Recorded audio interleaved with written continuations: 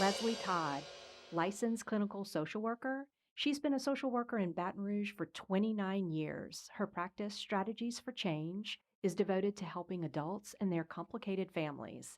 She trains other professionals in step-family, divorce, and family court issues and offers workshops on family issues for the public.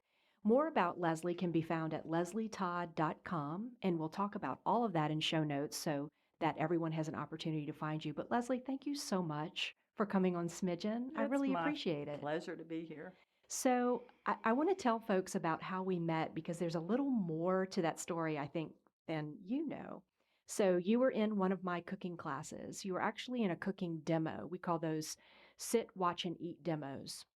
And that's where you sit, you enjoy a glass of wine if you'd like, and we do all the cooking and we're talking and we're demonstrating and we're educating and cooking all at once and then serving you a meal. So there's a lot of eyes on me. I was very talented in at those. that. Oh, Yes. so what you don't know is that I have dealt with issues with public speaking. And what I've found out as I dove into it is that I actually don't have an issue with public speaking. I have an issue with all the thoughts around what everyone's face looks like while I'm speaking. You know, this sort of aftermath. I go into a little bit of self-loathing and wondering what were they thinking, and I really wanted to tackle it. And so I took a deep dive into self-help. I bought them all. Like I started mainlining self-help and reading everything I could get to, listening to everything. And I learned a lot, and they teach a lot of similar things. But then there are times when it's like Brene Brown's telling me, feel your feelings. And then another person saying, you can't feel your feelings, just action, make some space between your feelings and do something. And I was getting sort of confused. And then I would have these YouTube binges of Tony Robbins, and then I wanted to go whiten my teeth because his teeth are just fabulous. And so I was like, you know, this is a lot of information. And so I hired someone to help me call all that information, and she taught me a great trick. So that trick is to really start to single out the people in the room that I'm most concerned about, the ones that I'm reading their face going, they don't like me, they think I'm terrible. And after that cooking demo, I go to that person, introduce myself, and so far, 100% of the time, they're a lovely person who says, I really enjoyed it, and they just don't make the most pleasant face while I'm talking. That must have been me. So I approached you, and to my surprise, you are a mental health professional, and you were delighted to be there. And I want to talk about what happened in that class and what you and I talked about afterwards. But I do want to ask you about, in my world, in the cooking world, there's a lot of information out there. And I find customers come in, they're overwhelmed and they're intimidated. I wonder if what I experienced with all that self-help, I was just buying book after book after book and reading and listening. I wonder if you experienced something similar with your clients in terms of there's so much information out there that either they're confused or just don't know what to do. Right. And also, I have a background as an English teacher. I have a master's in English as well, so I'm quite the reader. Okay. And I had to learn that not everybody else is quite the reader. And I also had to learn that instead of recommending a whole slew of books, now I just send people out and say, look, here's this topic you might be interested in. Why don't you kind of look around for one in this area? And I tell them, it's kind of like buying a dress. You know, you should look through them yourself and see what appeals to you. So I've pretty much narrowed it down that way. Because if I give someone a list of 10 books, like, here's some really good books, you know, that overwhelms them. So less this broad subject of self-help, but more culling it down to the specific, like for me with this post-event. What do they think about Yeah, me? stress and this chatter in my head about I shouldn't have said that and I should have said this differently. When in the end, it was just fine. And again, because I didn't know this story, so I was probably concentrating, trying to learn stuff and watch stuff. And so then I have my serious scholar face on. Yes, yes. But I enjoyed every minute of it. Well, good. Well, thank you. So what you experienced in that class is actually not how it started out when we started teaching cooking classes 2.5 years ago. We were teaching cooking classes. I'm a chef. I have lots to offer in terms of food knowledge, and I'm all the women in my family are educators. And so they were very, very scholarly. And you learned a lot that was jam packed with information. And you learned, and then we dropped the mic, and the class was over, and we sent you on your way. And so a colleague of mine, Tracy Vincent, who's a chef as well, she was teaching with me one night, and we got done, and she sort of wiped her brow and said, "Wow, that was like culinary school." Hmm. And I thought, well, that's not what we're doing here. You know, a retail store. This is supposed to be fun. So we changed up the way we do it. Now every class, sit, watch, and eat demos are very much like a dinner party. Even hands-on classes, there's a point when we stop the instruction, we reconfigure the room, we all sit and we enjoy the meal together. And from a business perspective, it was a really smart thing to do because I showed gains when we started doing that. But just from a human perspective, I'm looking out at this room of mostly strangers who didn't know each other in the beginning, and they're taking selfies at the end of the class, and they're all really enjoying themselves. And there's no mistaking that everyone's having a great time. Right. So I'm curious about this gathering. What's going on in the brain? What are all the good things that are happening when that gathering is taking place? Well, your gathering is not quite a social gathering. Okay, your gathering has a purpose. So it's a self selected audience in that regard. So it's a little bit different than your basic dinner party. But in that case, people all chose to come because they wanted to learn something. And I remember that class was the one about sauces. Yes. Getting Yes. sauced. And so people come in, and some of us might have been a little nervous because we're not great cooks. Other people already know this stuff. Okay. So you have different levels of people's knowledge. And so maybe they have different levels of anxiety, but most of them picked it, I'm sure, because it looked like a fun way to learn. So you got the fun part, and you certainly set it up. That was a beautiful surrounding, very nice folks. Who was your helper that day? The sous chef. Lily. She's great. Yeah. Okay, that was really fun. Very attractive setup. And then you have the television screen too, so you can actually look down into the pans when you're cooking. I like that a lot. And then, of course, you have people sitting next to you who you may or may not know. Some people came in a group. It was my husband and me without any other group. So, you know, we could see there were duets, and there were 4 people together and such. And you had a nice age range. So it encourages people to talk to each other. So then the socializing begins. And because of it set up in courses, kind of the way it was, there was interludes in there where we could talk. But other times we're not going to talk because we're watching you, which makes it a little different than the dinner party scene, right? Okay. So you do a really good job of having the didactic part, and then the visual part, and then the conversational part. And then, of course, there was the food part. Yeah. That was pretty great. So it's interesting you say that, because Catherine, my producer, and I were just talking about this before you got here. I feel like we are in a place, or at least this is what my Facebook feed is telling me, is that a lot of us seem to know a lot about our personality types, whether it's Myers-Briggs or the Enneagram. A lot of people talking about what type they are. So I'm curious. I've been told I'm an introvert and have these other parts of me, and I hear that a lot from other folks. What would you say to, say, the introvert in terms of getting out there and enjoying what you just described in the class? What would be some tips for them? Introverts, and you probably are an introvert. I'm an introvert. And yet you and I both do public speaking. Yes. Right? People think I'm an extrovert, but I'm an introvert. So introverts are really quite gabby when they're on a topic that they are comfortable with.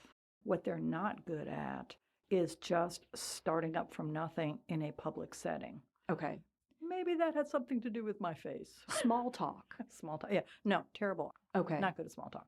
But when they are settled about the topic, they can go on. My husband's a great example. He doesn't talk much except when he's on certain subjects like music. People go, my God, he knows so much. Yeah, he really does. But he will listen. And introverts are excellent listeners. They really are interested in other people. And so they're quite comfortable doing the listening. And of course, an extrovert loves to be listened to. So that's kind of a matchup where if you have an introvert and an extrovert, the introvert's going to be talking because that's their comfort level. And the introvert's going to be listening because that's their comfort level. Okay. And here's my best example. 2 very famous talk show hosts, Jay Leno and David Letterman. Jay Leno, extrovert. David Letterman, Introvert. You can just tell, although they're both comedians, by their style. Okay, and this is an old school example, I know, but Letterman was in his head and he amused himself with what was going on in his head. Mm-hmm. Jay Leno is interacting with the crowd more, right? Right. So that's interesting because a lot of times I crack myself up.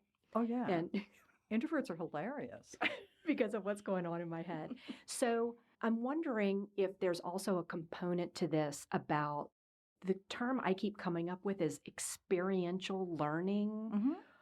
That coming to a class to learn something, but it's still sort of a fun social setting.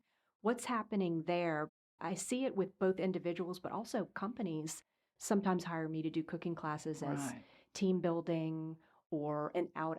Monday, I'm doing a dentist office. It's just their monthly outing to come take a That's cooking cool. class. What's different for the individual versus when that is a required group outing? Part of that would be introversion, extroversion, but really, we have different learning styles. Mm-hmm. This is where my teaching background comes in handy. Okay. Some people are auditory learners. Okay. Some people are visual learners. So people who are watching you cook Mm-hmm. might really get it better by watching you cook. And then other people are what we call sensory perceptives. And so they learn by doing. Mm-hmm. So they want to be in that kitchen learning stuff. Okay. By the way, you know the people who watch cooking shows? Yes. They generally don't cook. They watch the Correct. shows. Correct. So that's like it goes into a different part of their brain. Yeah. And that's true with all the YouTube stuff. People watch stuff and think they're gaining mastery. In fact, they're not gaining mastery. Mm-hmm. They need to do it. Okay. So you provide a service that's really important. You teach people how to do it. So is that then helpful to that group when they go back to do their other work that's not food related? If they have spent time with you, it's also locked in their brains in another way because it's way more intimate. Okay, if I watch some cooking show, Mm-hmm. it's a false intimacy. There's nothing really there. But you're moving around, Mm-hmm. and we're mammals. Like when we're in space together, we actually kind of connect to each other. Mm-hmm. So they watch you, and they can ask a question in real time right there. Mm-hmm. They could take notes if they want to, and then they can go back and learn, and then they can come back to you. So it's not like it just has to be a one shot. For instance, this dentist thing. Mm-hmm. Maybe two out of the, I don't know how many people were there. Let's just say two of them say, that was really cool. Let's do it again. Mm-hmm. And they may deepen their learning by coming back. Ah, okay. So you're giving them a one-shot introduction the first time. Yeah. And you don't know, in that class, there might be some fabulous cooks already. There might be people who've never, ever cooked anything. Mm-hmm. You can't control for that. But the fact that you're there and the warm and fun person you are makes it a really good experience for them if it's their very first time.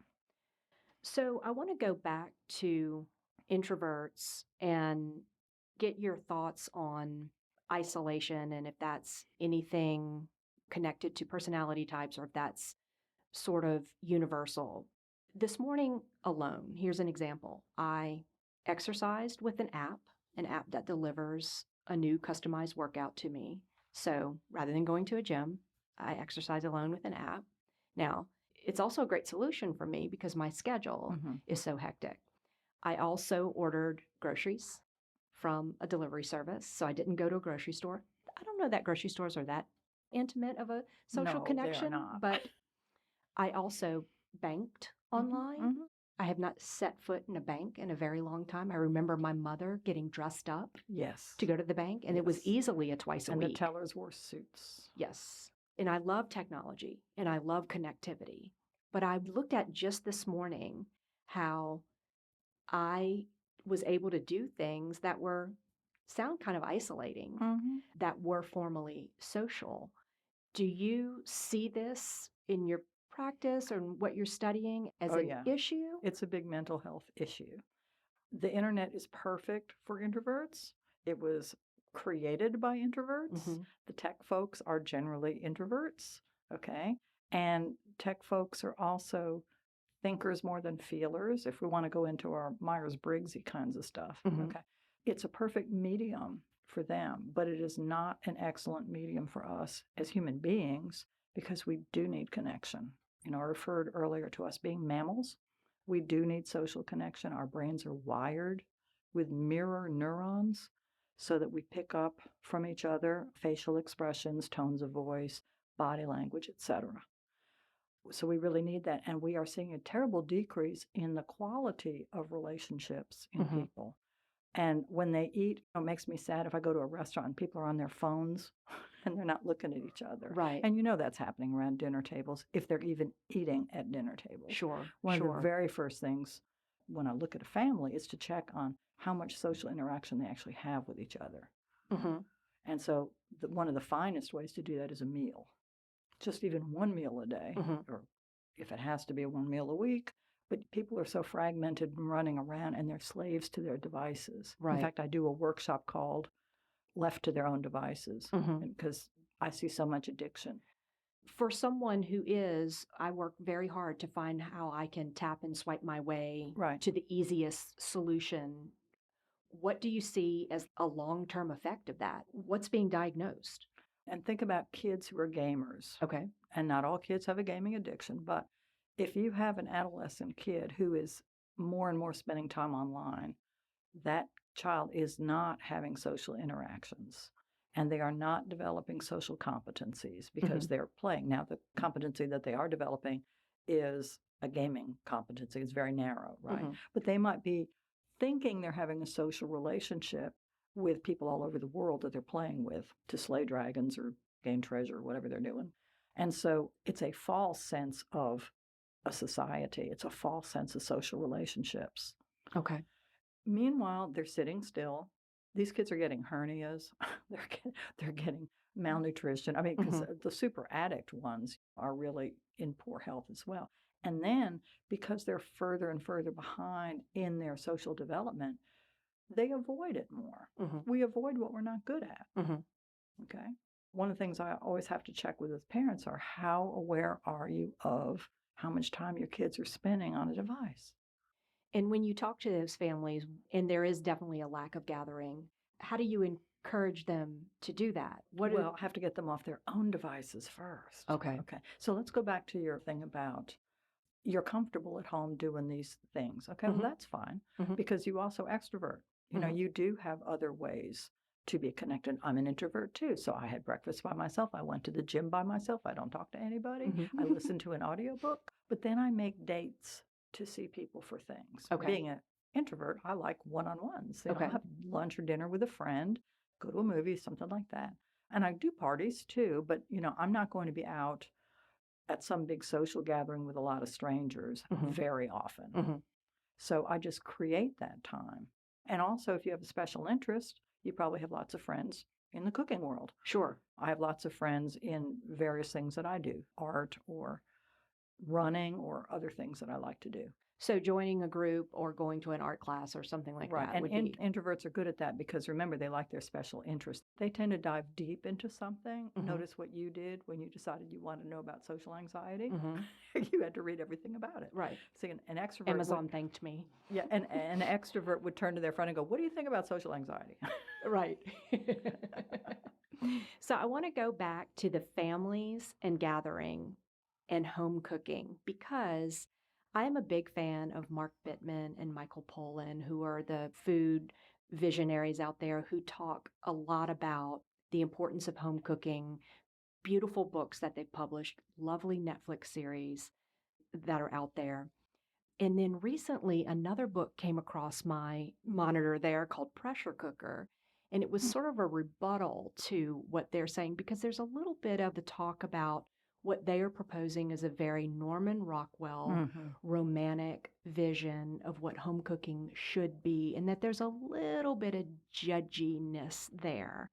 And Pressure Cooker points out how hard it is for families to cook and eat together. These are anthropologists who did these studies just to point out that there are obstacles to doing that. And I've sort of thought about changing my stance on, I do want everyone to cook at home, but I also want folks to know that you can also bond with your family over a meal of Chick-fil-A. Absolutely. Like, it'll be just fine. So I wouldn't want it to come off that there was any intimidation or high pressure expectations of what gathering can look like. So I'd love for you to talk about how simple that can look. It doesn't have to be a elaborate home cooked meal. Michael Pollan took a year to put together one meal. Do you remember the book? Yes. Which I love, The Omnivore's Yes, Dilemma. yes. So yeah, and I love him. I think he's fabulous. However, I agree. And it's interesting because right now I'm watching my daughter and her husband, who are now 38 and just had their first child 10 months ago. And they're both really hardworking career people in Dallas. I think Becca's cooked one meal that I've been at in all the times I've visited. And it certainly hasn't been since that baby's come. These are modern family kind of issues, but they eat well. Mm-hmm. So when you have really good stores around, and not everybody does, we have to worry about food deserts and compromised food. But to get things that are already prepared and the choices that you have to pick the healthier ones is awesome. And just the fact that you're sitting with your family eating, that's where the bonding is. To sit around doing a common activity. And the common activity can't be being on your cell phones. Your common activity could be playing a game as well as eating a meal. Mm-hmm. So it's the shared activity, a pleasurable shared activity is where the bonding takes place. And men, they don't usually go out and say, let's talk. They go do something, right? They like to do stuff. And so it's that same thing that if we do something together, we have a more pleasant feeling. And that's how strangers bond too. I always tell my introvert clients, go take a class or join a club, take an Ollie class or take a dance class or do something, because you get to focus on doing the thing, but you'll be around other people and that will just kind of spark some conversation. But food is one of the great gathering centers in all civilization. Right. And you and I spoke a little bit before we started about the blue zones, and I love reading about the blue zones. These are the pockets of civilization all over the world that these are the places where there are the most centenarians, most folks who live to 100. And they are really diverse. It's everything from a largely plant-based community in Okinawa to Sardinia, Italy, that they drink wine every day, and then Loma Linda, where the Seventh-day Adventists are, who are abstinent from alcohol and very strong religious community. So a lot of their habits don't look the same, but the one common denominator among all of these little pockets is they gather community in some way every day. That's one of the things we know about longevity is having a sense of community and social ties is the most important thing. You don't even have to have good health as long as you have community. And that's why, one of the reasons women tend to live longer than men is because we tend to tend a social network.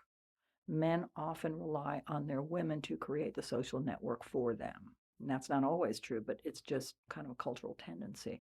Some men, more extroverted men, might have their own pack of friends, but a lot of men kind of rely on their wife to keep the family connections going and to keep the friendships going, etc. So it's more likely for men to get depressed in older age if they haven't kept up this social connection.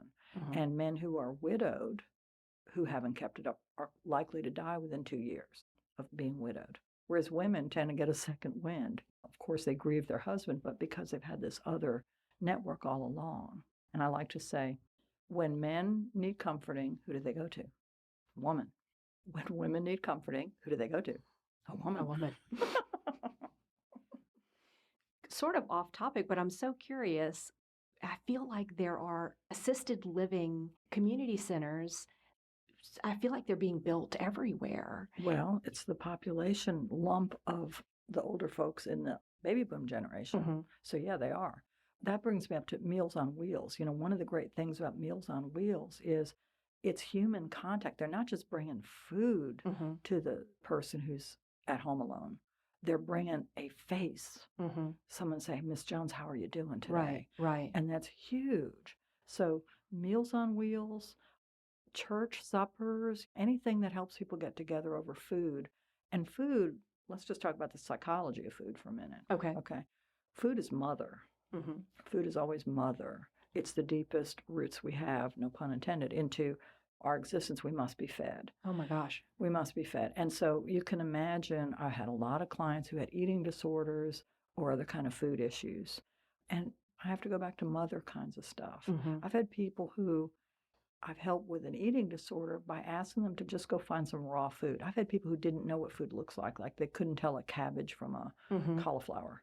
people who are really kind of food ignorant. I don't mean that in a judgy, but they just had no knowledge of foods. Yeah. You know, they always ate prepared food. Mhm. So I do remember one client I had who was completely dissociated, and I told her to go to the store and go find carrots and go eat some carrots. Mhm. And then I had her go to a community garden and pull a carrot out of the ground. Mhm. And when she ate that, she cleaned it off and ate it. She said it was the best thing she ever had. And it changed her Mhm. because she made the connection between being on the earth, being planted on the earth, because we have to have that connection to the earth. And so food has a real sacred and a real social connection for us. Think of all the super duper important art or mythological or religious connotations of food. Right. And I hear so many folks talk about their strongest childhood memories are oftentimes associated with a meal or a holiday, but they often talk about the food. Mm-hmm. Fascinating. Mm-hmm. When we talk about gathering and what happens with gathering, is the natural opposite of that, or is it too far of a leap to say that is the exact opposite of that loneliness? You can be alone and not lonely, but being isolated would probably lead to loneliness, right? Okay. You can be an introvert and just see people at a certain pace, you know, have a couple dates a week to go see people. That's fine. But depressed people don't do that. Mhm. And now we're talking mental illness, which is a different subject. Okay. Introversion and extroversion is just how your energy is wired. Okay. Kind of like being an innie or an outie, right? Mhm. Your energy is either innie or outie. Mental illness is another thing. And the real problem with depression and anxiety is it makes us isolate. For instance, if you got all caught in your head about, I can't be around people because I don't know how they're going to look at me, Mhm. you could isolate. That would be from anxiety. Other people who are depressed don't have the energy to get out there. What's the use? Life sucks. And so it becomes a self fulfilling prophecy. They get more and more isolated. Mhm. And it's very hard to help them break that. And then there's, of course, the stigma if they're thinking, I have a mental illness. Really, one of the great ways to break it is to get them out with other people. And that's one of the reasons I'm sorry that people don't do group therapy anymore. You know, it's very hard to get people out to do anything. It's kind of just a sitcom joke, isn't it? It's a sitcom joke, and yet it's a very useful thing. And I'm really sorry we don't have that. And I'm sorry that people don't go out to classes. I'm sorry that professionals, this is a current thing for me. I teach professional classes for other professionals, but now they can get a lot of their continuing education credits online, watching webinars. There you And go. I'm sorry, I'm old school. Mhm. It's like, no, you really can't learn how to do this technique or really learn the finesse of it on a webinar. And you're sure not going to read it, you know, and get it. You have to be with people and practicing. It's with cooking and it's also with therapy. It's anything you need to learn. You need a mentor and you need hands-on And practice. and practice, right? With a mentor who says, that was awesome, or, well, why don't you tweak it a little this way or that? It could be salt or it could be therapy. I love that.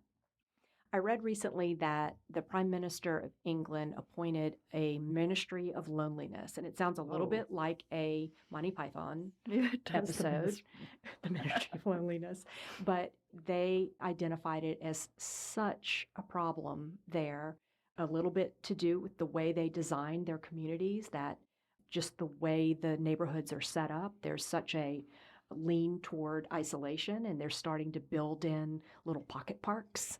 And that's good if people will get off their phones, right? I mean, we can provide that, and that's awesome, but we all have this individual responsibility to pry our heads off of that. They are addictive, okay? You have a casino in your pocket. I mean, it beeps and it pings and it does things to get your attention. And now you think every time it beeps or pings, you have to look at it right now because it might be important. And you know, 85% of it's not important. And the other thing is, we don't communicate even voice to voice anymore. Try to get someone to pick up a telephone, right? And so people will text. And I have personally been on a binge this last week of, I'm just tired of texting and I'm tired of emailing. I want to talk to a person. And I have to write a 3-page text and my thumbs hurt instead of picking up the phone and saying, hey, how you doing? Yeah. Like I want to ask someone to have lunch with me. So we're missing that. And it's a big loss, and we're not going to do well as humans if we don't turn that one around. Well, this has been fascinating. I have loved this conversation. I just want to ask you one more question. For that person who is really struggling with getting out there, it's sort of that thing in the back of their mind like, this may be a problem. What's one small thing they can do today to help get them to that place where they can get more social connection in? If they have anyone that they trust, just to say, I'm having a hard time. Mm-hmm. I'm having a hard time. And of course, I hope that people who hear that know what to do, which is Mm-hmm. not to give them advice and say, come on out, do this, da, da. Just listen and say, that must be really hard for you. Right. Is there any way I can help? Rather than giving advice, because Mhm. that just mostly shuts people down. Mhm. The way you might do it may not be the way they need to do it. And of course, they could see a therapist to get some help with it. Sure. But certainly any loved person, Mhm. anyone who's in their family or a trusted friend, or it could be a pastor, or some trusted figure like that, Mhm. just to let them know that I'm having a hard time with this. Mhm. The ones I really worry about are the ones who don't understand they're having a hard time with this. And in terms of if you do get that call or that person does reach out to you, what you say, I love that you said that because when I was sharing with folks about my spin out and all that chatter, every time I had to do some public speaking, I got a lot of, oh, you did fine. It's just fine. And I'm in my brain going, it's actually not. I Right. feel really rotten right now. So the way you receive that information from someone, I think, is really, really important. Mm-hmm. Right. Well, I have loved this. Thank you so much. Oh, it's my pleasure. This is my happy face. You see, I like you. I love that happy face. So thank you so much, Leslie. This has been a treat.